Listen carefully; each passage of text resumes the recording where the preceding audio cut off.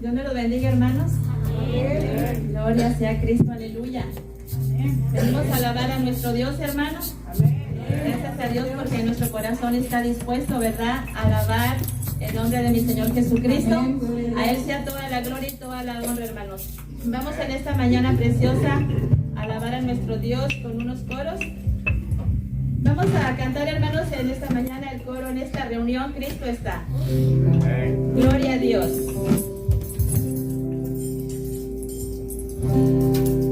En esta reunión Cristo está.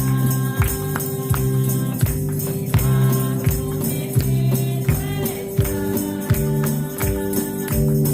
Donde los tres en mi nombre estaré.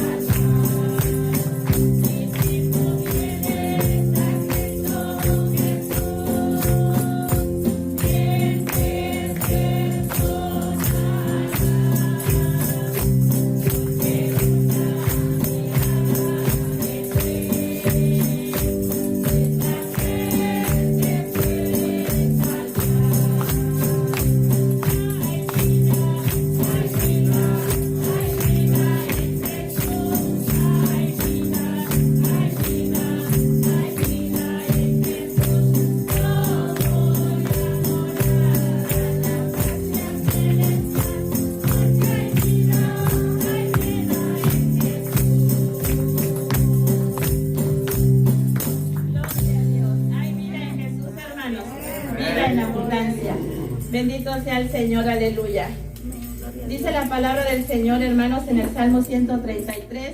Mirad cuán bueno y cuán delicioso es habitar los hermanos juntos en armonía. Amén. Es hermoso, hermanos, el pueblo de Dios estar aquí, ¿verdad? Alabando a nuestro Dios. Y gracias a Dios porque Dios ha puesto el deseo en nuestro corazón. Ahora, hermanos, vamos a dar uso a nuestros escenarios. Les voy a invitar que abran el himno número 252. Himno 252, hermanos. Hoy yo quiero andar con Cristo. Aleluya, gloria a Dios. Gloria a Dios, aleluya.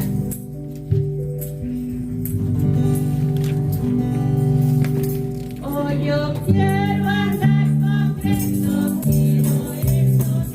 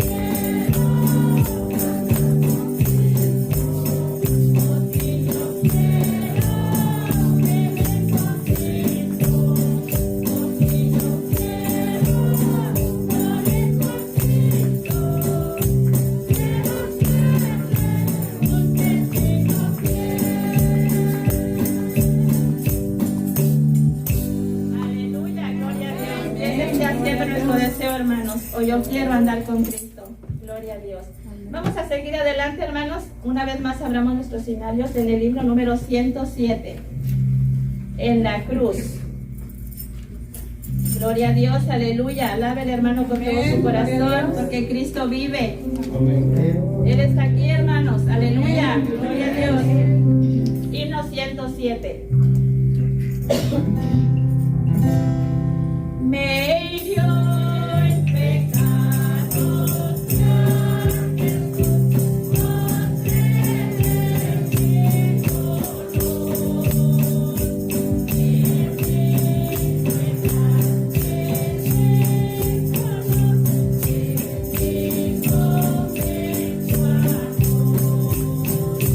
En la cruz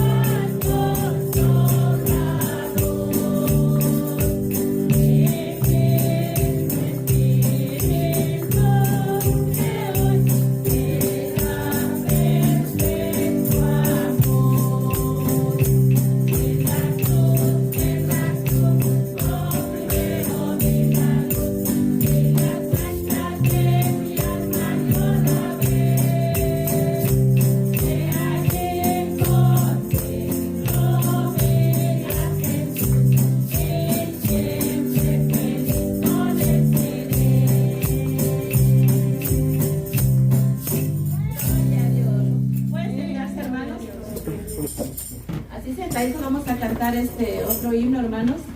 Abran ahí en sus himnarios, hermanos, el himno número 204.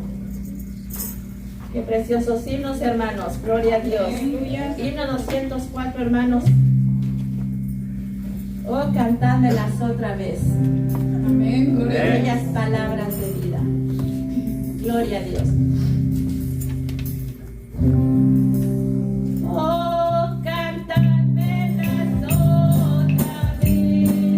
Bellas palabras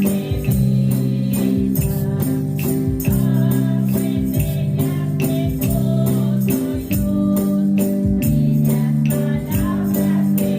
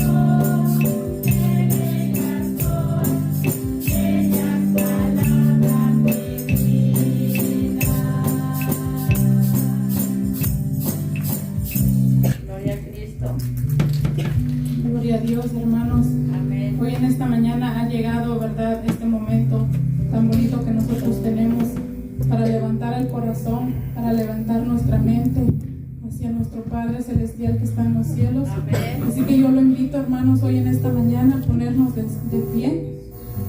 No solo a ponerse de pie, hermanos, sino levante sus manos, levante su corazón a Dios que está aquí, y Él merece su adoración, hermano. Si usted viene cargado, necesita de nuestro Señor, el Señor lo puede abrazar hoy en esta mañana. Cierre sus ojos, hermano. Levante sus manos. Enseñar el rendimiento a nuestro Señor en esta hora. Espíritu Santo, bienvenido a este lugar. Jesucristo, bienvenido a este lugar. Padre omnipotente,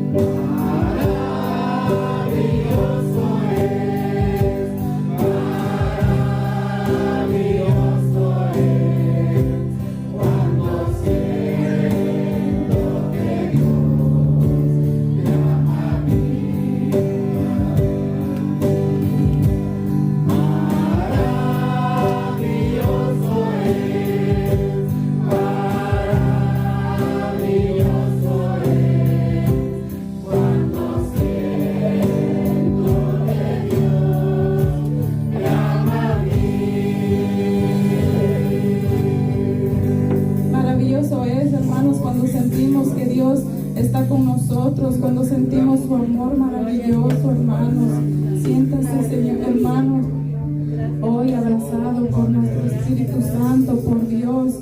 Hoy Él está aquí, hermanos, alábele, adórele con todo el corazón. Gracias, Espíritu Santo, por tu presencia hoy en esta mañana. Gloria a Dios. Y lléname, Señor, con tu preciosa unción. Ven, Espíritu, ven, y lléname, Señor, con tu preciosa unción. Purifícame, llámame, renuévame, restáurame, Señor, con tu poder. Purifícame, llámame, renuévame, restáurame, Señor. Me quiero conocer. Ven, Espíritu, ven y lléname, Señor, con tu preciosa unción.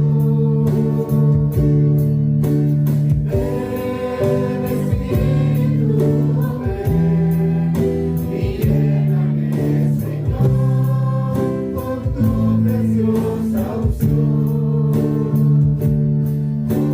Purifícame, lávame, renuévame, restáurame, Señor, con tu poder. Purifícame, lávame, renuévame, restáurame, Señor, con tu poder. Purifícame, lávame, renuévame, restáurame, Señor. Me quiero conocer.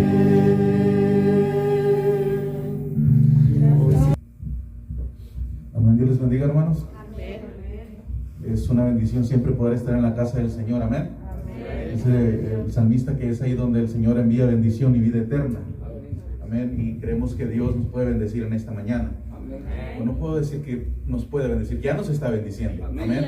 Con el hecho de que pudimos abrir nuestros ojos, que pudimos respirar, podemos decir gracias, Señor, por esa bendición. Amén.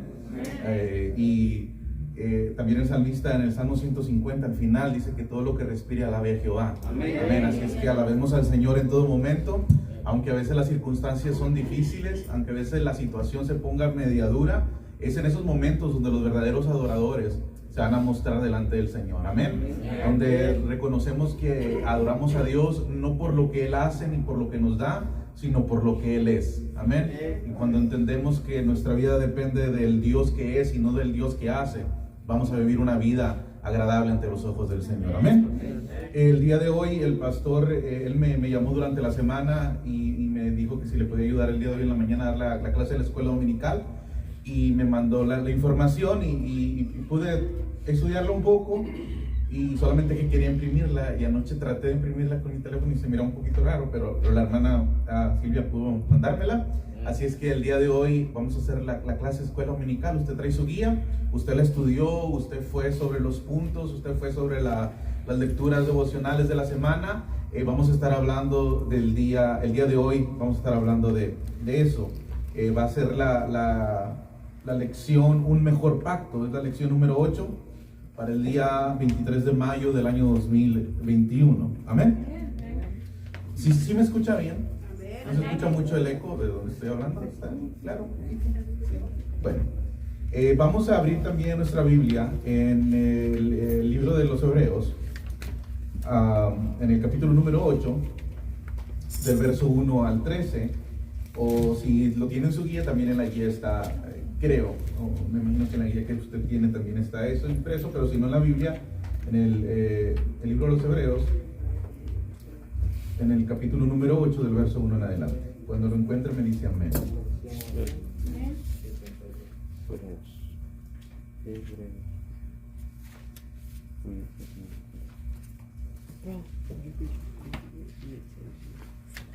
Amén, ¿lo tenemos?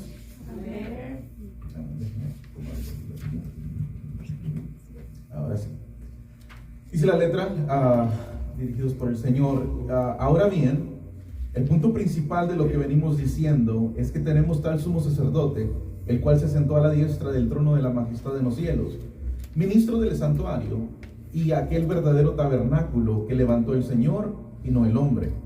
Porque todo sumo sacerdote está constituido para presentar ofrendas y sacrificios, por lo cual es necesario que también éste tenga algo que ofrecer.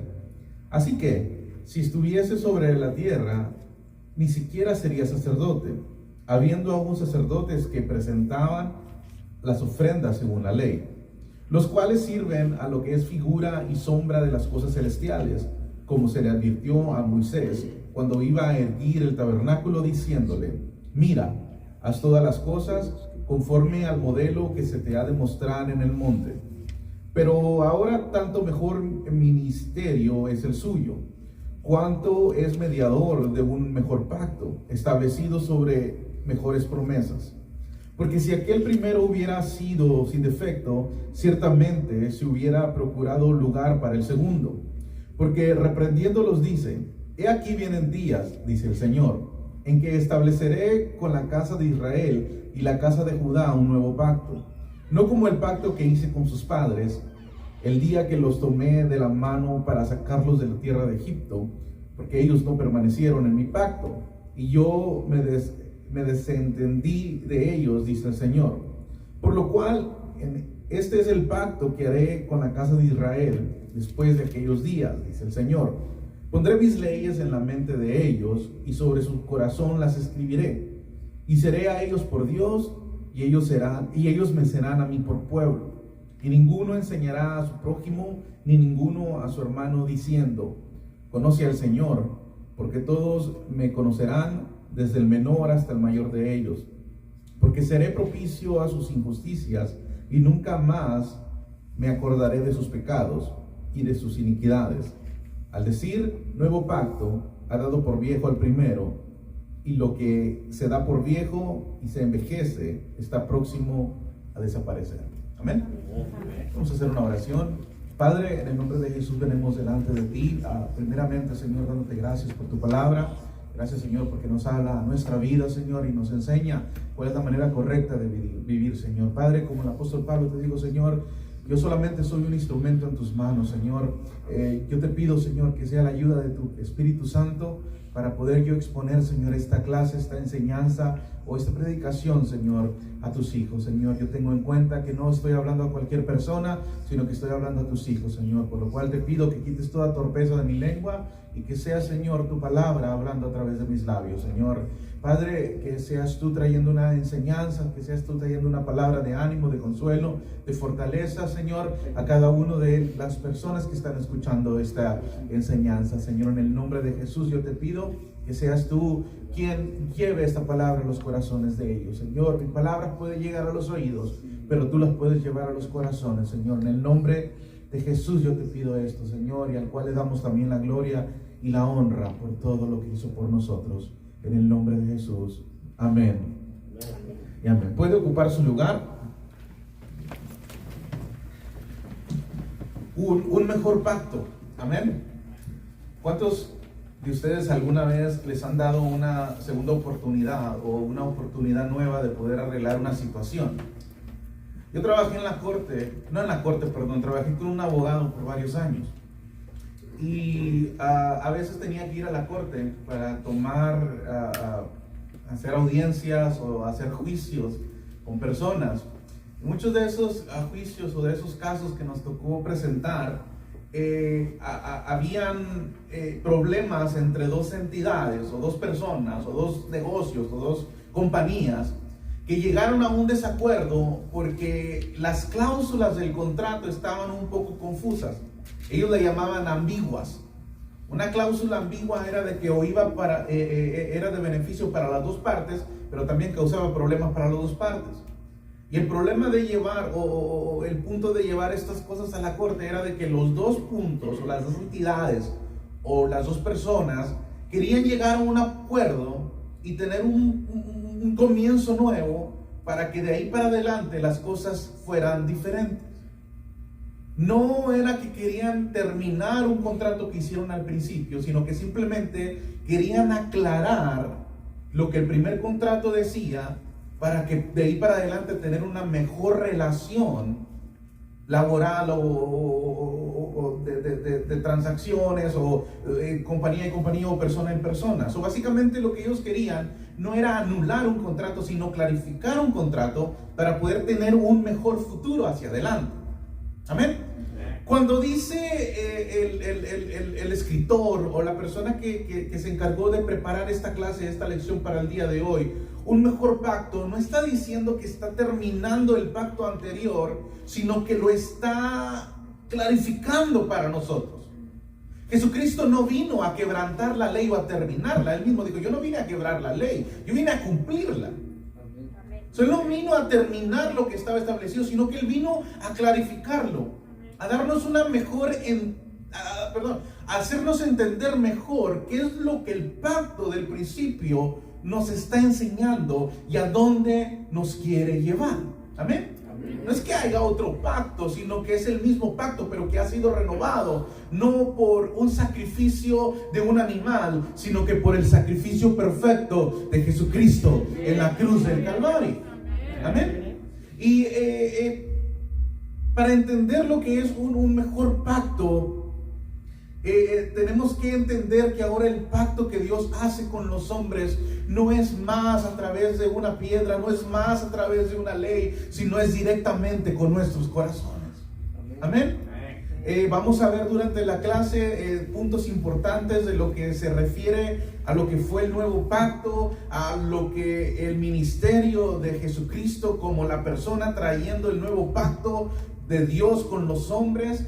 ¿Y cuál era el ministerio de Jesús? ¿Qué fue lo que Él hizo que transformó el antiguo pacto en un mejor pacto? Amén. Durante la clase del día de hoy yo le voy a invitar a que ponga atención, que vaya leyendo, que vaya subrayando. Si usted tiene alguna duda, una pregunta, porque no sé si pueden hacer preguntas, pero si usted tiene una duda de que algo que no entiende lo que estamos hablando, subráyelo, anótelo. Eso es una buena aplicación para aprender más. Nos llevamos para la casa eso, lo buscamos, lo analizamos, lo estudiamos y aprendemos más de la palabra del Señor. Amén. ¿Cuántos hacen eso? A mí me gusta escuchar cuando enseñan, cuando predican, porque yo estoy escuchando y de repente escucho algo donde el predicador no se enfocó, pero me llamó la atención, me lo llevo para la casa y aprendo muchas cosas nuevas. Amén. Así es que a lo mejor hoy voy a pasar por arribita de algunas cosas y a lo mejor el Señor le va a decir, guárdalo, que te quiero enseñar algo durante la semana. A lo mejor durante la semana usted lo va a abrir y lo va a estudiar y va a decir, mira aquí el Señor me está hablando el día de hoy. Amén. Un mejor pacto. La primer punto donde quiero entrar es que el escritor está llegando al corazón de la epístola de los Hebreos. Está comenzando el capítulo 8, el autor llega a la cumbre de un argumento. Está tratando de argumentar algo durante los primeros capítulos del libro de los Hebreos. Está argumentando la posición de Jesucristo sobre la ley o sobre lo que era el antiguo pacto. Y el escritor llega al capítulo número 8 teniendo una cumbre de su argumento, trayendo el argumento principal de lo que está tratando de enseñar a los hebreos. Está declarando que Jesús no solamente había sido superior a los ángeles, o a Moisés, o a la ley, que los judíos o los hebreos tenían como su sólida religión hasta el momento donde Jesús vino. El fundamento de los judíos o de los hebreos eran Moisés y los profetas. Lo que decía Moisés y los profetas era su estándar de vida, era lo que ellos se manejaban, era como ellos se conducían, o podemos decir como deberían de conducirse. Porque Jesucristo vino y dijo, bueno, están diciendo, o le decían los fariseos y le decían a los escribas, el mismo Jesucristo, ustedes ponen una carga tan pesada sobre los hombres, pero ustedes mismos no la están llevando. Básicamente el escritor a los hebreos le está diciendo lo que ustedes tenían establecido como una carga para los hombres.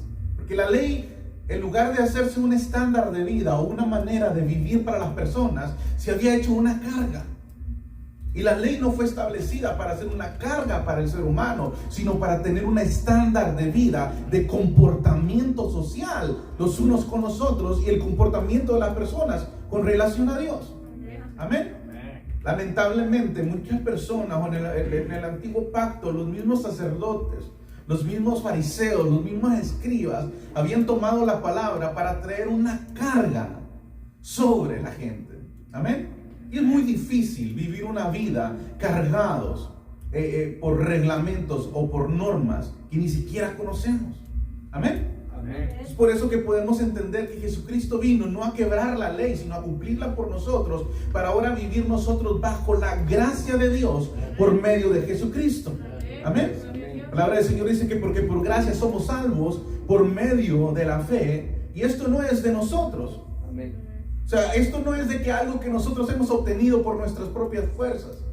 La palabra del Señor dice que esto no es por obras para que nadie se gloríe, sino que es por gracia, por la gracia de Dios, por medio de nuestro Señor Jesucristo. Amén. Entonces llega al capítulo 8 el escritor trayendo un argumento central de lo que quiere enseñar acerca de lo que es el nuevo pacto o de lo que está establecido de ahora para adelante. Amén. Y el primer punto de la lección es el ministro de un nuevo pacto. El ministro de un nuevo pacto. En Hebreos 8, verso 1 dice: ahora bien, el punto principal de lo que venimos diciendo, es que tenemos tal sumo sacerdote. Tal sumo sacerdote.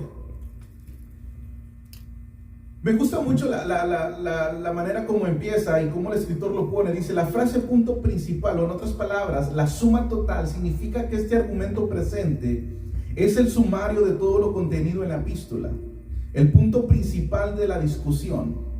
El escritor no recapitula los previos argumentos, pero procede para mostrarnos el punto. Es como le decía, cuando nosotros íbamos en la corte, los abogados o las personas que querían probar que su punto era el punto bueno, donde la decisión tenía que ser tomada, ellos lo guardaban para el final. Ellos no sacaban el armamento más fuerte al principio. Ellos sacaban alguna bomba por aquí, alguna cosita por allá, y comenzaban a poner pocos argumentos de lo que estaban tratando de arreglar, pero al final de todo, ya cuando estaba la lucha tan fuerte, los dos lados tenían un argumento fuerte para probar el caso. No sé si ha mirado cuando, en inglés dice I rest my case. Yo he probado mi caso. En español dice, pues el caso está probado. Cuando el abogado dice I rest my case, está diciendo yo ya di el punto principal de lo que yo quiero y estoy probándote con hechos lo que yo estoy viendo y es necesario. Entonces básicamente el capítulo 8 llega el escritor a diciendo, aquí con esto voy a probar mi caso de lo que te está hablando en los primeros 7 capítulos. Si en los primeros 7 capítulos estás un poco confundido en lo que quiero hablarte acerca de Jesús, en el capítulo 8, en los primeros versículos, voy a probarte mi punto de por qué Jesús es el mediador del nuevo pacto. Amén. De esa manera, hermano, nosotros podemos tener esta arma poderosa para tratar de enseñarle a la gente que por qué nosotros amamos a Jesucristo, por qué nosotros adoramos a Jesucristo, por qué nosotros exaltamos a nuestro Señor Jesucristo. Y cuando tenemos esa arma poderosa podemos probar nuestro caso delante de los hombres. ¿Por qué? Porque yo era esto, pero Jesucristo ha venido a cambiar mi vida. Jesucristo es el punto principal de todo lo que hemos creído. Amén. Sin Jesucristo nuestra fe sería nula. Amén. El mismo escritor dice que si Jesucristo no hubiera muerto, vana sería nuestra predicación. O que si Jesucristo no hubiese resucitado, si Jesucristo no hubiese resucitado, vana sería nuestra predicación y vano sería también nuestro mensaje. Pero gracias a que Jesús resucitó, Ese es el punto principal donde podemos enseñarle a la gente en lo que hemos creído y que nuestra predicación tiene poder, porque el poder de la predicación no es por medio de las palabras de Jonathan ni de nadie de los que estamos aquí. El poder de la predicación es por el sacrificio de Jesucristo y por su resurrección de entre los muertos. Amén. El escritor dice: ahora viene Jesucristo siendo el ministro del nuevo pacto, la persona encargada de venir a establecer ese nuevo pacto entre Dios y entre los hombres. El hombre nunca va a poder hacer un pacto con Dios, pero Dios puede venir a nosotros a hacer un pacto con nosotros. Los pactos no son de aquí para allá, es de Dios para con los hombres. Nosotros no podemos hacer un pacto con Dios o decirle a Dios: Dios, si tú haces esto, yo hago lo otro. Así no funciona. Es Dios llamándonos a hacer lo que está establecido, y Él nos va a bendecir a través de su palabra. El escritor no recapitula los previos argumentos, pero procede para demostrar el punto. Las palabras "tenemos tal sumo sacerdote" se refiere a lo expuesto anteriormente en Hebreos 7, 26 y 27, donde Jesús es descrito como siendo santo, inocente, sin mancha, apartado de los pecadores. También es declarado que Él fue hecho más sublime que los cielos. Tal persona santa y justa es nuestro sumo sacerdote. Él no está en la tierra, pero está sentado a la diestra del Padre en el cielo. La intención de esta declaración es para mostrar el poder y el dominio de nuestro sumo sacerdote. Amén. Vamos a la parte otra vez donde el escritor empieza diciendo que tenemos un tal sumo sacerdote, el cual se sentó a la diestra del trono de la majestad de Dios. ¿Por qué especifica que se sentó a la diestra del trono de la majestad de Dios? Yo quiero que visualice esto. Este es el trono de la majestad de Dios, ¿verdad? Es una visualización, no estoy diciendo que esto sea, solamente para que lo visualice de esta manera. Es el trono de la majestad de Dios. Jesús está sentado a la derecha. Amén. Hace varios años, es que a mí me gusta ilustrárselos con lo que yo he vivido. Trabajé también en un canal de televisión. Yo he trabajado de todo, hermano. De todo lo he hecho. Amén. Digo alguien: a todo le he tirado y a nada le he pegado. No, pero he hecho muchas cosas y he aprendido demasiadas cosas. Trabajé en un canal de televisión. Y mientras trabajaba ahí, nos tocó ir a entrevistar a los cónsul se dice, en el consulado de países de Centroamérica y de México. Y una vez nos tocó entrevistar, que era la primera cónsul que nos tocó entrevistar, era la cónsul del Salvador, hace varios años, como en el 2011, por ahí, 2012. Y cuando le íbamos a entrevistar, nosotros pusimos la silla y la bandera la pusimos a la derecha de ella. Digamos, ella aquí y la bandera a la derecha. Y nos dijo: está incorrecto. Y le dije: ¿cómo que está incorrecto? Nuestra toma está perfecta, se va a mirar muy bonito en la televisión. Dijo: no, ahí no se pone la bandera. La bandera tiene que estar a mi izquierda. Y dije: ¿cómo? Dijo: sí, te voy a enseñar algo. Nosotros como cónsul tenemos la autoridad de nuestro país para poder ejercer este trabajo en el extranjero. A nosotros poner la bandera en el lado izquierdo de nosotros, le está diciendo a toda la gente que nosotros tenemos la autoridad de nuestro país para ejercer este trabajo. El estar a la diestra de alguien o de algo significa que esta persona te está dando la autoridad legítima, como si fueras dicha persona, de ejercer el puesto. El cónsul del país en el extranjero tiene la misma autoridad del presidente para tomar una decisión en dicha entidad o en dicho lugar. Cuando dice que Jesucristo está sentado a la diestra del Padre, en la majestad de los cielos, está diciendo que Dios mismo le está dando la autoridad completa a Jesús, para que Jesús otorgue, haga y conduzca conforme si fuera el mismo Dios. Es el mismo Dios, claro, lo estamos poniendo de esta manera para entenderlo. Por eso el escritor lo pone a la diestra de Dios. Amén. Muchas lo que sea, bueno, está a la diestra porque así lo sentaron. No, esto requiere, o está tratando de enseñarte, que hay una autoridad delegada de Dios para Jesucristo. Amén. Amén. Jesucristo fue tomado y puesto en lugares celestiales, sentado a la diestra del Padre, siendo el ministro del nuevo pacto. O en otras palabras, Dios diciéndole a Jesucristo: tu sacrificio ha sido aceptado delante de mí. Amén. Es por eso que tenemos que tener mucha importancia, podemos poner mucha atención a lo que está escrito en la palabra, porque un punto puede enseñarnos grandes cosas. Amén. Jesucristo vino a ser el ministro de un nuevo pacto. Él es el ministro del santuario, dice lugares santos. En tanto que Cristo ocupó la posición exaltado como rey en los versículos previos, el cuadro aquí es en la esfera de servicio, como ministro y mediador. Él realiza los sagrados ritos de su oficio y lleva los intereses de su pueblo sobre su corazón. En cierta ocasión Jesús dijo a sus discípulos: como el Hijo del Hombre no vino para ser servido, sino para servir y para dar su vida en rescate por muchos. Otra vez, el contraste es visto en los lugares del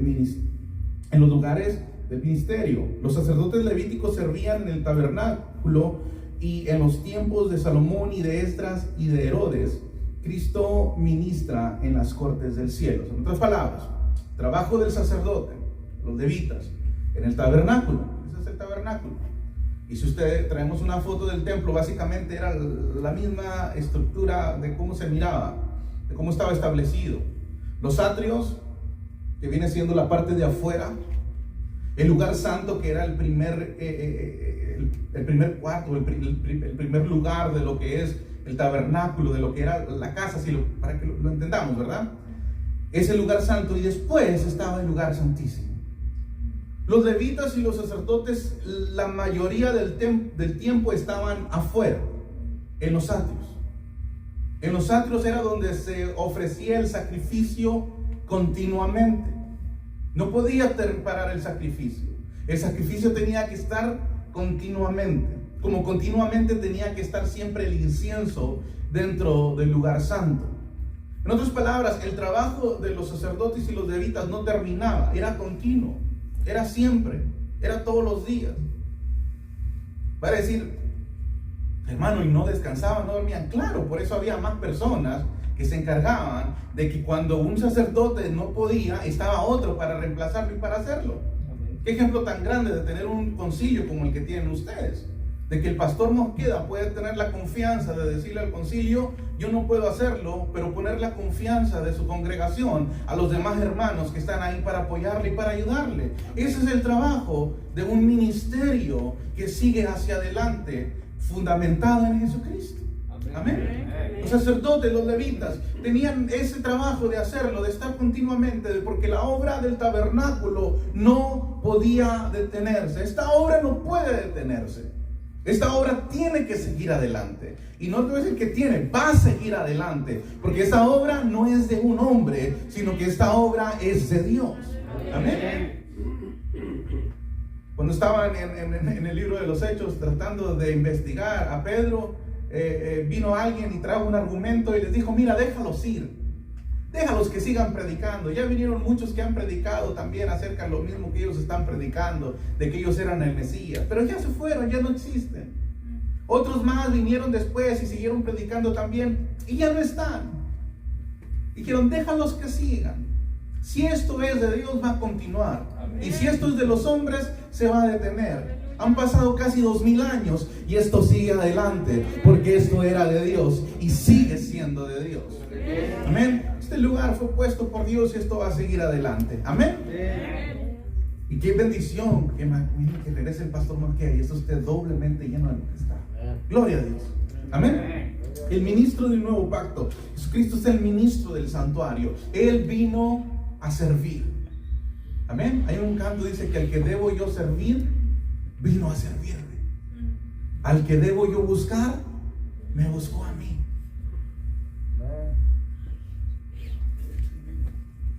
Porque todo sumo sacerdote está constituido para presentar ofrendas y sacrificio. Era el trabajo del sumo sacerdote ofrecer un sacrificio perfecto una vez al año en el lugar santísimo. En los atrios podían estar los levitas y los sacerdotes. En el lugar santo entraba el sacerdote a ofrecer incienso a la mesa de panes, a la mesa de la propiciación. Estaban en el lugar santo, podían entrar ahí. Pero el lugar santísimo era donde habitaba la misma presencia de Dios. Era donde estaba el arca del pacto, era donde Dios habitaba en medio de los hombres. Hermano, si solamente enseñáramos del tabernáculo, tomaríamos aproximadamente un mes de enseñanzas, a lo mejor 2 o 3 veces por semana, para poder terminar de enseñar todo lo que está, no escondido, sino revelado sobre Jesucristo dentro del tabernáculo. El tabernáculo, solamente para iniciar, está compuesto por 66 vigas que sostenían las paredes de la puerta o de lo exterior. Todo lo blanco que mira alrededor, todos los muros que están ahí son 66. Tiene 4 muros en la entrada principal, no sé si los miran. Los 66 muros representan los 66 libros de la Biblia, del Antiguo y el Nuevo Testamento. Los 4 principales presentan lo que son los evangelios: Mateo, Marcos, Lucas y Juan. Los judíos le llamaban a los primeros 4 murallas, o la primera entrada, está dividida en 3 partes: 1, 2, 3, mira los que son como moradito. Ellos le llamaban el camino, la verdad y la vida. Jesucristo dijo: yo soy el camino, la verdad y la vida, y nadie viene al Padre si no es por mí. No había otra entrada para el tabernáculo más que por el camino, la verdad y la vida. El mismo Jesucristo dijo que los que entran por otro lado son salteadores. No merecen estar dentro, tienen que estar echados fuera. Pero para poder entrar a la presencia de Dios tenemos que entrar por Jesucristo. Amén. Él es el ministro del nuevo pacto. El trabajo del sacerdote era presentar ofrendas y sacrificios. La ofrenda tenía que estar constante, el sacrificio tenía que estar constante. Amén. Un sacrificio en el Antiguo Testamento era el sacrificio del inocente o de la víctima. Amén. ¿Qué es una víctima? La víctima es alguien que toma el castigo sobre sí mismo que no le corresponde. El cordero no necesitaba morir. Quien necesitaba morir era la persona que cometía el pecado. Amén. Porque la palabra del Señor dice que porque la paga del pecado es muerte. El sacrificio no está establecido solamente cuando Moisés se le dio la orden, sino desde el principio. Cuando Adán y Eva pecaron, lo primero que murió fue un cordero para poder vestirlos, para cubrirles su pecado. Amén. Después en el tabernáculo se hacían sacrificios de corderos, de palomas, de codornices, de diferentes cosas. Hacían los sacrificios dependiendo cuál era el pecado, si se puede decir de esa manera, o lo que tenían que pagar por la falta o lo que habían hecho. Amén. Después de que hacían el sacrificio, el sacerdote entraba a lo que era el lavacro. En el lavacro se limpiaba. El lavacro estaba completamente cubierto por espejos por el fondo. Y cuando el sacerdote se paraba enfrente del lavacro y comenzaba a mirarse, se reflejaba a sí mismo para poder ver si estaba completamente limpio, para poder entrar a ministrar dentro del tabernáculo, o tenía que purificarse más. No podían entrar simplemente al lugar santo como ellos llegaron. Tenían que pasar por el lavacro para poder limpiarse y purificarse. Era el trabajo del sacerdote. Amén. El sacerdote no simplemente decía: es mi trabajo, lo voy a hacer porque me toca el día de hoy. No, requería disciplina. Requería que tenían que hacerlo. Si era hacer lo mismo todos los días, iban a hacer el mismo trabajo todos los días. ¿Por qué? Porque ellos sabían que a donde iban no podían entrar nada más así. Tenían que estar preparados para poder entrar. Tenían que entrar a través de un sacrificio. Tenían que pasar por el lavacro, asegurarse que estaban limpios, y después entraban al lugar donde ofrecían el incienso, que son, en el Apocalipsis lo llaman las oraciones de los santos. Amén. Porque todo sumo sacerdote está constituido para presentar ofrendas y sacrificios. El punto número 4 del primer punto dice: así que si estuviese sobre la tierra, ni siquiera sería sacerdote. Jesús se dio a sí mismo como un sacrificio perpetuo. Ya no había necesidad para el sacrificio anual, tal como los sacerdotes terrenales o terrestres lo hacían. ¿Recuerda que le dije? El sumo sacerdote una vez al año tenía que hacer todo el protocolo de entrar por la puerta, de ofrecer sacrificio, tomar la sangre del sacrificio, pasar por el lavacro, entrar a ofrecer a su ofrenda en el lugar santo y después entrar al lugar santísimo.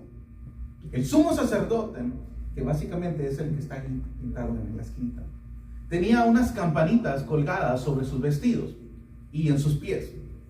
Cuando él caminaba, las campanitas escuchaban que él estaba caminando, ofreciendo el sacrificio. Y decían, ¿pero por qué le ponían campanitas? ¿Para saber que andaba adentro? No.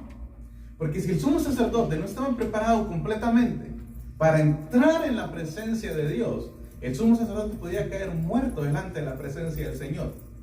Entonces él entraba con esas campanitas, con un mecate amarrado de su cintura. Y los que estaban afuera estaban escuchando que estaba caminando y que estaba ofreciendo. Pero si ya de rato no se escuchaba ruido, el sacerdote ya no se movía, empezaban a jalar el mecate a ver qué está pasando, estás bien, estás mal. Y si ya no se movía, pues lo sacaban jalando porque no podían entrar ellos tampoco a la presencia de Dios. Tenían el peligro mismo de también caer muertos. Un sumo sacerdote entrando una vez al año para ofrecer el sacrificio en el lugar santísimo. Toda la gente afuera estaba esperando con ansias qué es el resultado del sacrificio de este año, porque significaba que cuando el sumo sacerdote entraba, ofrecía el sacrificio, y si él salía caminando vivo, significaba de que Dios había aceptado el sacrificio. Amén. Y eso significaba que había un año más de perdón para ellos. Amén. Era el año de la expiación que le llamaban en el Antiguo Testamento. La expiación, un año de expiación. Ellos fueron perdonados por los pecados de un año completo. Era el año nuevo para ellos. Amén. El sumo sacerdote entraba, ofrecía la ofrenda, Dios la recibía, salía caminando, y toda la gente alrededor, cuando miraban que salía el sumo sacerdote caminando, decían: ¡Ah, hay un perdón para nosotros! Jesucristo hizo lo mismo. Pero Jesucristo no llevó un cordero para presentarlo en el sacrificio, sino que Él mismo fue el cordero inmolado por nosotros. Amén. Después Jesucristo, Él mismo es la víctima. Él no está escogiendo a alguien más para morir por Él. Él está muriendo no solamente por Él mismo, sino que por todos nosotros. Porque Él no tenía pecado. Él no tenía que haber muerto. Amén. La paga del pecado es la muerte, pero Él no tenía pecado. Él no conoció pecado. No hubo maldad en su boca, dice Isaías. Aunque nunca conoció el mal, ni hubo maldad en su boca. Aún con todo eso, dice Isaías en el capítulo 53, Jehová quiso someterlo a padecimiento. Jesucristo es el sumo sacerdote ahora. Imagine esto: Jesucristo entra, ofrece su sacrificio en la cruz del Calvario. Cuando Jesús dice consumado es, está diciendo ya hice mi sacrificio. Jesucristo hace su ministerio, su trabajo, entrando a ofrecer su sacrificio delante de Dios. Él no viene a ofrecer la sangre de un cordero. Él no viene a ofrecer la sangre de una codorniz. Él no viene a ofrecer la sangre de cualquier otro animal. Él viene a ofrecer su propia sangre. Por eso Jesucristo, antes de morir, cuando está con sus discípulos en la última cena que le llaman, cuando Él les da de beber de la copa, le dice: tomad, bebed, esta es mi sangre del nuevo pacto. Jesucristo está hablando de su propia sangre, de su vida entregada por nosotros. Jesucristo llega hasta la misma presencia de Dios, ya no representada en un tabernáculo, sino delante de la misma presencia de Dios. Esto era una representación de lo que un día Jesucristo iba a hacer personalmente por cada uno de nosotros. Jesucristo lo presenta delante del Señor. Y así como todos estaban esperando afuera, la tumba también estaba cerrada. La tumba estaba sellada. Muchos dijeron: se terminó el ministerio de Jesús. Se terminó el ministerio del que decía que era el Hijo de Dios. Pero al tercer día, cuando las mujeres llegaron a la tumba estaba abierta y la tumba estaba vacía. Jesucristo ya no estaba en la tumba. Jesucristo había resucitado. Así como el sumo sacerdote salía y la gente se emocionaba, se alegraba de que había un año más de perdón, así Jesucristo salió de la tumba. Y eso no significa que hay un año más de perdón, sino que hay una vida entera de perdón y de misericordia por la gracia y el sacrificio de Jesucristo. Eso es el sacrificio, o ese es el trabajo del ministro. Ese era el trabajo de Jesús. Amén. Su trabajo lo hizo y lo cumplió. letra por letra. Él no vino a quebrantar lo que estaba establecido, Él simplemente vino a cumplirlo. Esto dice la Escritura y lo podemos ver más adelante, y a lo mejor no voy a tener tiempo de entrar en el punto principal de eso, pero dice que es simplemente una sombra de lo que había de venir.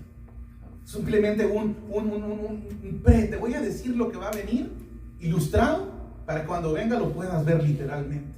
Amén. Todo el Antiguo Testamento habla de Jesús. Desde el Génesis hasta Malaquías está Jesucristo establecido. En cada punto, en cada enseñanza, es un reflejo de Jesucristo. ¿Por qué? Porque Él es el ministro. Él es la persona encargada de cumplir todas esas cosas. Alguien puede decir gloria a Dios a eso. Ahora, como ministro tenía un ministerio. Amén. Él ya hizo todo, pero ahora le quedó encargado un ministerio, un trabajo en ese nuevo pacto. ¿Qué función va a tomar ahora Jesucristo en el nuevo pacto? Amén. No lo vino a quebrar, lo vino a reformar, lo vino a hacer bien, lo vino a dar una amplitud para que no solamente los que entraban en el primer pacto podían entrar, sino que ahora Jesucristo abre el pacto para todas las personas. Amén. Juan dice que a los suyos vino, mas los suyos no le recibieron. Pero a los que le recibieron, a los que creen en su nombre, les ha dado autoridad de ser llamados hijos de Dios. Amén. El ministerio del nuevo pacto. Estableceré un nuevo pacto. Sin lugar a duda, la falta estaba en la gente, no en la divina intención, tampoco en los mandamientos de la ley moral. El nuevo pacto no fue el antiguo corregido, pero uno diferente clase y nuevo en calidad. Este iba a eliminar y cancelar el antiguo. Nótese que el antiguo pacto fue externo y disciplinario. El nuevo fue interno y benigno. El antiguo pacto fue de compulsión o apremio. El nuevo es impulsión o de fuerza. El antiguo prometía, el nuevo cumplía. El antiguo dirigía y encaminaba. El nuevo liberta y redime. El antiguo fue una sombra del nuevo pacto. El nuevo es la realidad de lo que es esa sombra. El antiguo fue temporal o dispensacional. El nuevo es eterno e infinito. El antiguo fue preparatorio. El nuevo es el final. Amén. Es la diferencia entre los dos pactos. Amén. Pero ¿qué significa el nuevo pacto? ¿Por qué hay un nuevo pacto? ¿Cuál es su significado? ¿Qué son las cláusulas? ¿Qué es lo que está tratando de hacernos entender el escritor a los hebreos? ¿Por qué está hablando de un nuevo pacto? ¿Por qué no seguir con el antiguo? ¿Por qué no seguir viviendo de la misma manera como la vivían anteriormente? Amén. Porque si el antiguo pacto seguiría vigente, porque si el antiguo pacto seguiría siendo lo mismo que ellos habían hecho hasta el día de Jesús, lo que hubiera hecho Jesús hubiera sido nulo, no hubiera tenido importancia. Pero gracias a la importancia del sacrificio de Jesús, eso cambia. La manera de ver el pacto cambia. Por lo cual este es el pacto que haré, dice el escritor. Pondré mis leyes en la mente de ellos. Porque todos me conocerán desde el menor hasta el mayor. Porque seré propicio a sus injusticias. Al decir nuevo pacto, ha dado por viejo al primero. Ponga atención a esto. Jesucristo ahora dice, la ley ya no la voy a poner en una piedra. Amén. Sino que ahora lo voy a poner en su mente y en sus corazones. Amén. 50 días exactamente después de que los egipcios salieron los israelitas salieron de Egipto, es cuando cuando Moisés tiene la experiencia del Sinaí, donde Dios le revela su ley. 50 días, que le llaman los judíos, la fiesta del Pentecostés. 50 días después de que Jesús de que el pueblo de Israel sale de Egipto, 50 días después de que pasa el ángel de la muerte, 50 días después de lo que es la última noche, la noche de dolor, donde el faraón le dice, salgan, váyanse, ya no los quiero aquí, váyanse. 50 días después, Moisés está recibiendo la ley en el Sinaí para el pueblo, los 10 mandamientos. Otra vez los judíos le llaman el Pentecostés, 50 días, 50, o sea, la fiesta de los 50 días.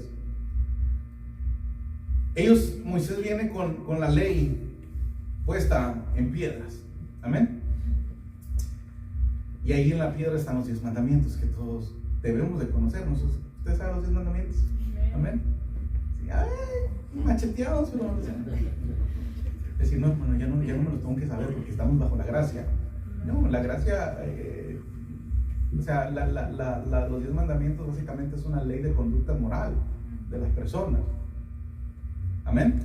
Amén. Hay varios puntos donde ejerce lo que es el hombre con Dios, pero la mayoría es las leyes morales.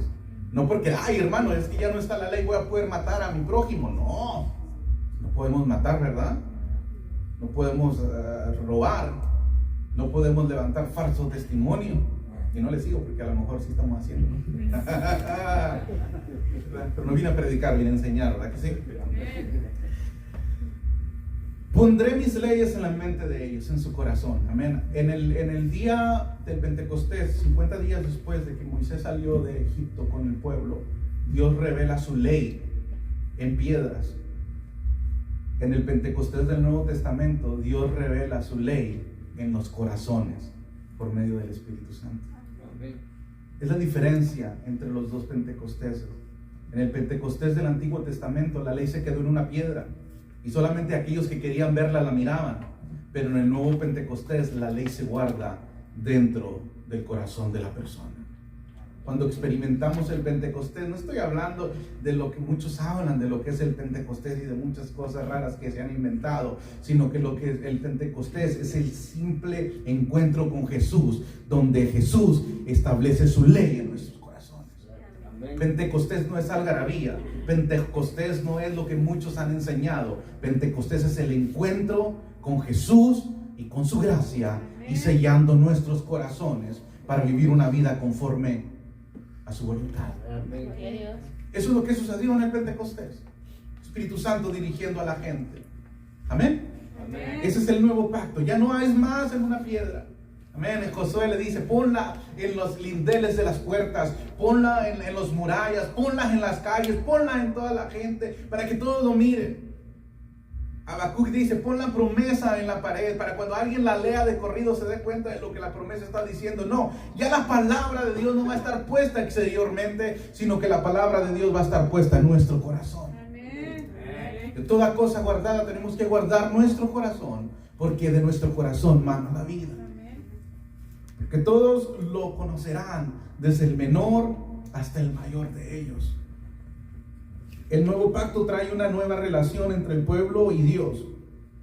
Los intermediarios, quienes fueron eslabón vital bajo el antiguo pacto, han cambiado sus papeles bajo el nuevo pacto. Amén. Amén. Ya no hay un hombre que sea el medio o el mediador entre Dios y los hombres. Ya no existe más. Amén. Y es ahí donde los católicos tienen el error fundamental. Ellos piensan que su sacerdote todavía sigue teniendo o ejerciendo el mismo trabajo que se hacía anteriormente, de mediador entre Dios y entre los hombres. ¿No ha mirado que van al confesionario y le dice el sacerdote cuáles son tus pecados o de qué te acusas? El otro se acusaba, el sacerdote, pues como era el mediador, él decía, ya hablé con Dios, mira, dice que hagas 3 Padres Nuestros, 20 Aves Marías y ya te puede decir y vas a ser perdonado. Nosotros no tenemos un mediador humano, quiero decir. No tenemos a alguien. Usted puede venir a mí y decir, hermano, yo puedo orar contigo, yo puedo orar a Dios, pedirle a Dios misericordia, pero yo no soy el mediador. Yo no voy a hacer nada. Yo no tengo ningún extra atributo que tú no tengas. Todos estamos en la misma posición delante del Señor. Pero el mediador ya no es una persona. Ahora el mediador es Jesucristo. Amén. Vuelvo a la parte del consulado. La cónsul tiene la autoridad de la nación, pero no puede hacer lo que ella quiera. Tiene que seguir el reglamento que la nación está establecido que haga la cónsul.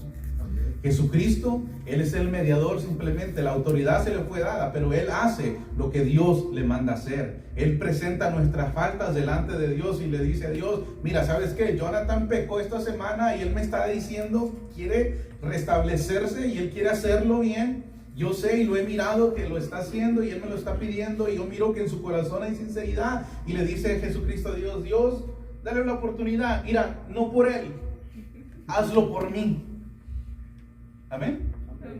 ¿Cuántas veces Jesucristo se ha puesto en medio de Dios y tú? Y una vez estaba pensando, ¿cuántas veces no Dios ya se ha querido levantar de su trono y traer la ira sobre la tierra debido a la maldad? Pero no cuántas veces de ellas Jesucristo se ha parado en medio de Dios y la humanidad diciéndole: dales más tiempo, por favor. No lo hagas por ellos, hazlo por mí. Ese es el mediador. Amén. Es Jesucristo haciendo su trabajo. Y ese es el significado del nuevo pacto. Jesucristo estableciendo esa relación entre Dios y entre los hombres. Amén. Si no fuera por su misericordia, dice la palabra del Señor, ya todos hubiéramos sido consumidos. Pero gracias a Jesucristo, que Dios ya no nos ve a través directamente de nosotros, sino que Él nos ve a través de Jesucristo. Amén. Y a través de Jesucristo todo cambia. Amén. Está como la señora que salía todas las mañanas y miraba por su ventana de la cocina, y la vecina de enseguida tendía las sábanas blancas en el tendedero en la mañana. Y decía la señora: mira que es una señora tan cochina, no lava bien las sábanas.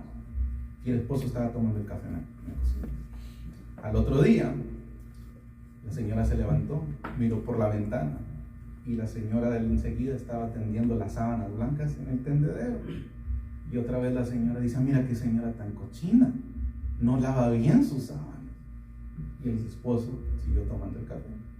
Al otro día se levanta la señora, va a la cocina y mira por la ventana. Dice: mira que hoy la señora sí lavó bien las sábanas, blanquitas, que se miran claras, limpias. ¿Ves, mi amor? Mira qué bien la hizo. Dijo: no, le dijo al esposo, hoy me levanté yo temprano y lavé la ventana. ¿Sí entendió? Muchas veces miramos las cosas de nuestro punto de vista y juzgamos a las demás personas por cómo lo estamos viendo. A veces el problema no está allá afuera, a veces el problema está acá adentro. Jesucristo vino a restablecer eso. Jesucristo vino a cambiar la manera de ver las cosas. Dios ya no mira las cosas a través del pecado a la humanidad, sino que lo mira a través de la purificación que Jesucristo ha hecho por nosotros. Amén. Amén. Es el significado del nuevo pacto. Amén. Ya que si termino, unas 45 minutos más. El versículo clave es: pondré mis leyes en la mente de ellos y sobre su corazón las escribiré. Una parte del texto de la lección cita a Jeremías y la otra cita a Ezequiel. Básicamente está hablando de los dos escritores del Antiguo Testamento, los profetas. Están hablando de lo que Jesucristo iba a venir a hacer por la humanidad. Iba a poner un corazón y un espíritu nuevo sobre las personas. Iba a quitar el corazón de piedra y en medio iba a poner un corazón de carne. Iba a dar un corazón de carne para que andaran conforme a sus ordenanzas y guardaran sus decretos y los cumplieran. Y serían por pueblo y ellos iban a ser su Dios. Amén. ¿Por qué Jesucristo? ¿Por qué el nuevo pacto? El poner el corazón de carne, estaba diciendo,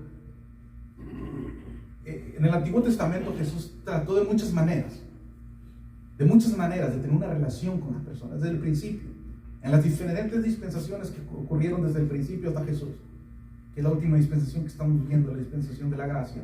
Pero en las dispensaciones de Jesucristo, Dios trató de tener una relación con el hombre. Trató de tener una relación directa con la persona. Pero el hombre era duro.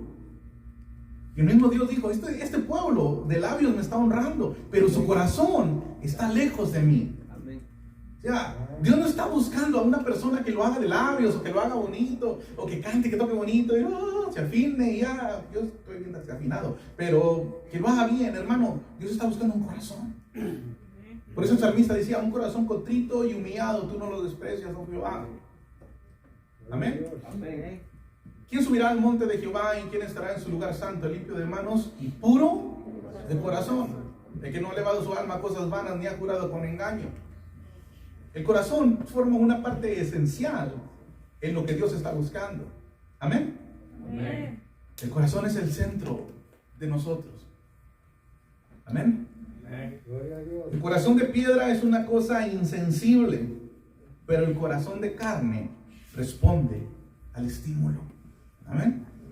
Hay muchas personas que usted los mira y dice, ay, ese hombre tan fuerte, no creo que tenga sentimientos. Y a lo mejor los que por fuera se miran que están más duros son los que tienen el corazón más sensible.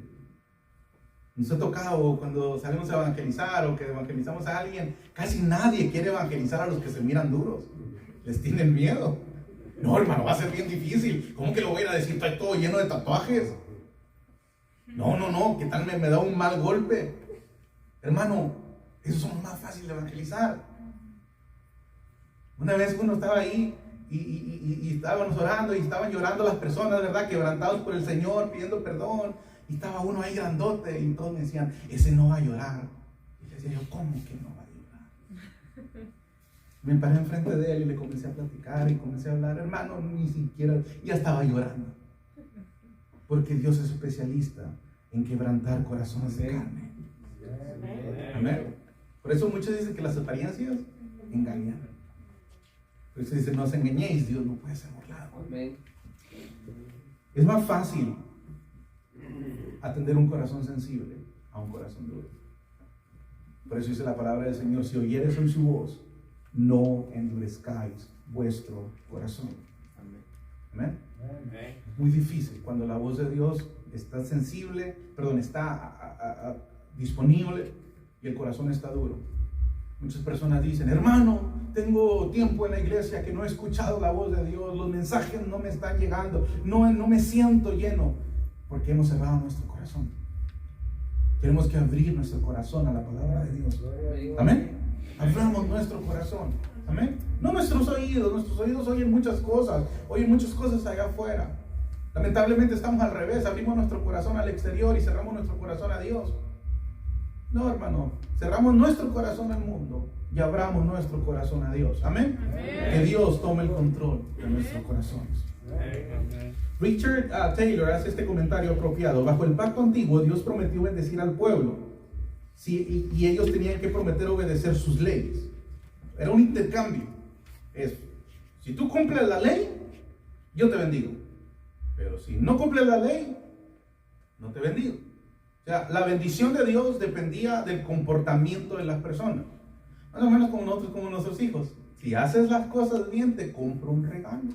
Si no, no va a haber regalo. Y el niño lo hace ya no porque quiere hacerlo, sino porque va a haber un beneficio al hacerlo. Amén. Otra vez, la gente servía a Dios por el temor de que, es que si no lo hago, la ley dice que puedo morir. El Antiguo Testamento es, si alguien era encontrado en el adulterio, iba a morir apedrado. O si alguien hacía tal cosa, tenía una consecuencia. Hermano, la ley no solamente son 10 mandamientos. En el libro Levítico extiende un margen tan grande de lo que era la ley. Muchas cosas que se podían hacer, que no se podían hacer. Si hiciste esto, no puedes hacer esto. Pero si hiciste esto y haces esto, te voy a dejar hacer. Hermano, estaba bien difícil cumplir la ley. Amén. Por eso tenían intérpretes de la ley, que eran los escribas y los fariseos. Ellos interpretaban lo que la ley quería decir, porque la gente no la entendía. Por eso que existían estos mediadores. Es que hiciste eso, sí, pero mira, te voy a decir, lo que tú hiciste, la ley dice que tienes que morirte, pero si haces esto y esto, te podemos perdonar. Ese era el mediador en el Antiguo Testamento, ahora no, ahora Jesucristo. San Juan, hablando en sus cartas, dice, hijitos, si pecamos, abogado tenemos para con el Padre, a Jesucristo el justo. Y la sangre de Jesucristo nos limpia de todo pecado. Amén. Ahora no podemos tomar tampoco la sangre de Jesucristo como cualquier cosa. El hecho de que haya un nuevo pacto no significa que podamos hacer lo que nosotros queramos hacer. Amén. Hay 3 áreas de peligro en la Biblia. Que no hay perdón. Que no existe perdón. En el Antiguo Testamento era tomar el nombre de Jehová en vano. No había perdón. Si tomabas el nombre de Jehová en vano, no tenía perdón. Persona que tomara el nombre de Jehová en vano tenía que morir inevitablemente. En el Nuevo Testamento hay 2 áreas de peligro y que son las que muchos cristianos no toman en cuenta. Dice la palabra del Señor: ay del que pisoteara la sangre de Cristo, porque no va a encontrar perdón ni en este siglo, ni en el siglo que viene. Y el tercero dice que el que blasfeme en contra del Espíritu Santo tampoco va a tener perdón. Ahí son las tres áreas. El Padre es el Padre, pero tiene un área de peligro, no tome su nombre en vano. Jesucristo es Jesucristo, pero tiene un área de peligro, no pisotee su sangre. El Espíritu Santo es el Espíritu Santo, pero tiene un área de peligro, no lo blasfemes. Están ahí los tres, el Padre, el Hijo y el Espíritu Santo, pero tiene un área de peligro que tenemos que evitar nosotros. Amén. No, lo estoy asustando, hermano. Ahora se me quedó viendo como, oye, hermano. Y empecé enseñando y yo estoy terminando predicando. Pues canto un canto, nada más. Así como en una democracia las leyes sin el apoyo del pueblo no se pueden hacer cumplir, así también las leyes divinas sin el apoyo del corazón no serán obedecidas. El antiguo pacto fue formal y externo porque las leyes fueron grabadas en las tablas de piedra en vez de las tablas del corazón. La conciencia aceptó un convenio verbal porque el pueblo sabía lo que debía hacer, pero con frecuencia muchos puntos de las normas de la ley corrían en contra de los deseos interiores e inclinaciones del pueblo. Amén. La ley está establecida, la ley está ahí. El problema no es que haya una ley, el problema es que la cumplamos. Es como si usted va por el freeway, hay un límite de 60, 65 millas por hora y lo miramos, ahí nos dice que haya 65, pero ¿qué tal que no hay policía? Le damos a 75 y cuando miramos la policía, la sangre de Cristo, ay, ahora sí, porque no obedeciste la ley, ahora estás pidiendo misericordia a Dios porque no, ¿sí me entiende? Hay una advertencia, pero hay una decisión de nosotros en seguir la advertencia o seguir haciendo lo que queramos. Amén. Las leyes están ahí, las leyes del tránsito. Sí, hermano, pues es que así soy yo, siempre voy tarde para el trabajo. Pues levántate temprano. A Dios le está hablando a alguien ahorita.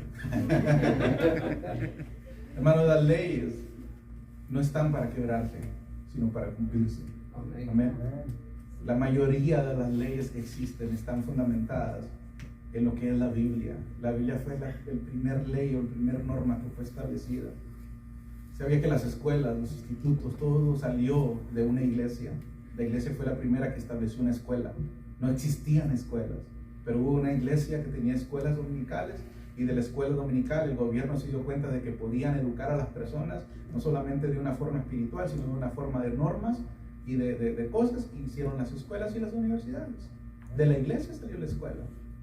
Amén. Amén. Todo lo que está, claro, el hombre se ha encargado de manipular, de transformar y de hacer tantas cosas, pero es tiempo de que volvamos al nuevo pacto, el pacto a través de Jesucristo. Amén. Amén. Bien, ya terminé. Con frecuencia pensamos de esta palabra como algo perfecto. Perdón, voy a terminar. Porque si aquel primero hubiera sido sin defecto, estamos hablando del primer pacto, del primer sacrificio. Si el primer sacrificio hubiera sido sin defecto y hubiera sido perfecto, Dios no hubiera enviado a Jesucristo. En Isaías, en el capítulo 6, dice, Dios hace una pregunta: ¿a quién enviaré? ¿Y quién va a ir por nosotros? Se oyó una voz que dijo: heme aquí, envíame a mí. Amén. Isaías en el capítulo 6. Amén. Si Dios se hubiera dado cuenta que el sacrificio del tabernáculo o del templo hubiera sido un sacrificio perfecto, Dios no hubiera tenido la necesidad de enviar a Jesucristo. El Antiguo Testamento, el sacrificio era para cubrir los pecados, no para quitarlos, era para cubrirlos. Yo voy a terminar con esto, con esta ilustración, y se lo hice a los jóvenes en una enseñanza que les estaba haciendo a los jóvenes de la iglesia. ¿Qué pasa si yo vengo con un marcador, un Sharpie? ¿Sí saben qué es un Sharpie? Un marcador de permanente. Y rayo la pared esta. La rayo toda. ¿Ustedes qué creen que va a pasar? Ya no me van a invitar a predicar. No, ¿qué va a pasar? La pared se va a quedar manchada. Y el pastor o el hermano me va a decir: tienes que arreglar lo que hiciste. ¿Cómo arreglaría usted lo que yo hice? ¿Cómo dijo? pintándola. Compró pintura del mismo color en el Home Depot o en Lowe's, para no ser comercial de ninguno de los dos. Traigo la pintura y lo pinto. ¿Y qué pasó? Problema resuelto. No. La mancha sigue ahí, pero está cubierta por la pintura. No la podemos ver porque la pintura la tapó. Pero si alguien viene y quita la pintura de arriba, la mancha sigue estando ahí. No quitamos la mancha, nomás la cubrimos, le pusimos make-up. Necesitábamos algo que fuera lo suficientemente fuerte como el Sharpie para poder quitarlo. ¿Usted sabe la acetona o el thinner, verdad? Lo agarramos un poquito y lo limpiamos y lo quitan, se lo traen, ¿verdad que sí? Ahora no estoy cubriéndolo, sino que lo estoy quitando. Amén. Perfecto. Con esto estoy terminando para que lo ponga atención. Si no me puso atención en todo lo que dije, no a la hora, póngame atención en lo que digo en los próximos 2 minutos. Y con eso cierro. Ok. Porque esto está un poquito, yo enseño así como raro, pero escúchelo porque va a aprender algo. No quitamos, con la pintura no lo quitamos, lo cubrimos. Con el acetona o con el thinner lo quitamos porque se viene en eso, se viene lo que ya no está, quedó limpio. La otra voy a tirar la guitarra esta de acá. Lo limpiamos, ya no está. Ok. Necesitábamos algo que fuera lo suficientemente fuerte como la pintura para quitar la pintura. ¿Verdad que sí? Si le echáramos agua, no se quita, porque el agua molecularmente no tiene la misma fuerza que la pintura. Si traemos aceite, no se quita, porque el aceite no tiene molecularmente la fuerza para quitar pintura. Pero si traemos acetona o thinner, sí se puede quitar, porque tiene molecularmente la fuerza para quitar la pintura. Ok, ¿qué es el punto? Tenemos algo que se tiene que quitar y tenemos que tener algo lo suficientemente fuerte para quitarlo. Ok, ¿qué es lo que queremos quitar de la humanidad? ¿Qué es la paga del pecado? Es muerte. Necesitamos algo que sea lo suficientemente fuerte como la muerte para poder quitarla. Amén. ¿Un cordero es suficientemente fuerte como? No. ¿Una codorniz? No. Sí lo podemos tapar, pero otra vez va a estar ahí. Necesitamos algo lo suficientemente fuerte como la muerte para poder quitarla. La respuesta está en la Biblia, en el Cantares. Dice el escritor de los Cantares, es un libro poético. Y muchas veces ni siquiera predicamos de Cantares porque, es de Cantares. Salomón se le ocurrió escribir un libro nomás por escribirlo y lo pusieron ahí en la Biblia porque No, si está ahí en la Biblia es porque dice la palabra que toda la escritura es inspirada por Dios. ¿Ok? Necesitamos algo tan fuerte como la muerte para poder quitarla. No para cubrirla, sino para quitarla. En el libro de Cantares, en el capítulo 6, si no me equivoco, dice, fuerte como la muerte es el amor. Lo único que es fuerte lo suficientemente para enfrentarse a la muerte es el amor.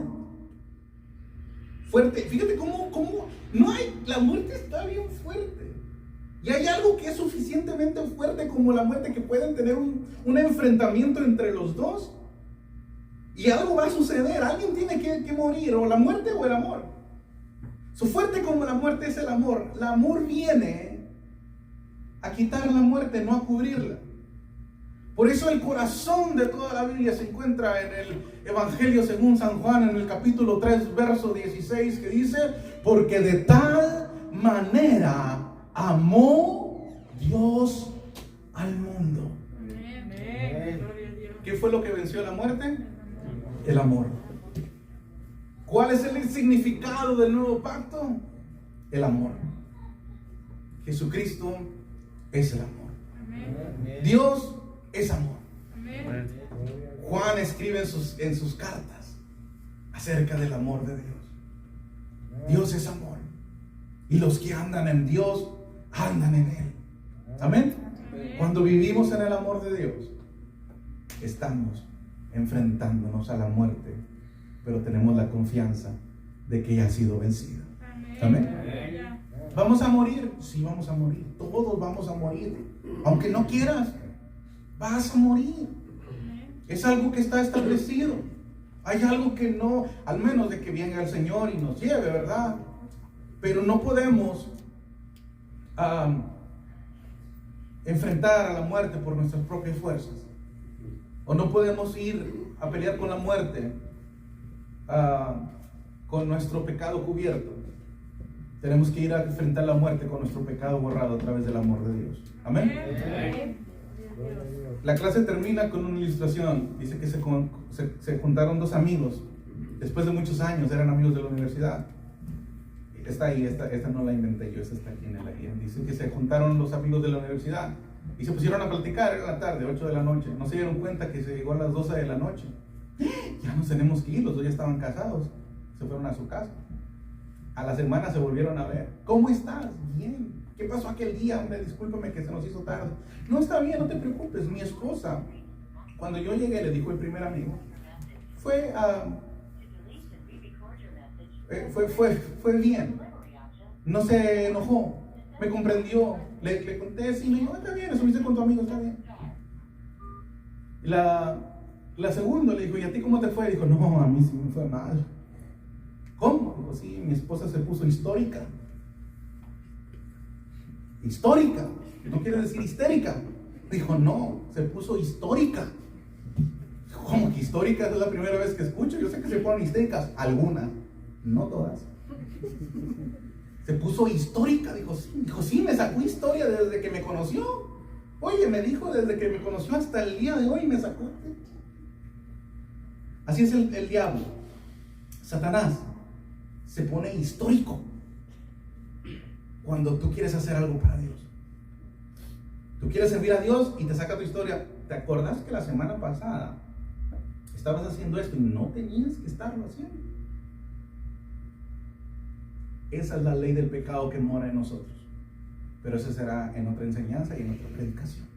Amén. Lo dejé así como en la tele para que me puedan invitar. Amén. Dios les bendiga, hermanos. No dejen que el enemigo cautive su mente y su corazón. Dejen que Dios sea quien nos cautive. Amén. Puede leer el libro de los cantares, los proverbios. Salomón dice, me cautivaste, Señor. Con cuerdas de amor me llamaste. El Señor te ama. Con amor de entero, dice Jeremías, te he amado. Por cuanto te he prolongado la misericordia. Cuando entendemos cómo trabaja Dios, vamos a vivir una vida agradable delante del Señor. Amén. Dios les bendiga, hermanos. Mire, si terminé temprano, en comparación del otro día que terminé bien tarde. Dios les bendiga. Le entrego lugar a quien le corresponda en esta mañana. Dios les bendiga, hermanos. Gracias por la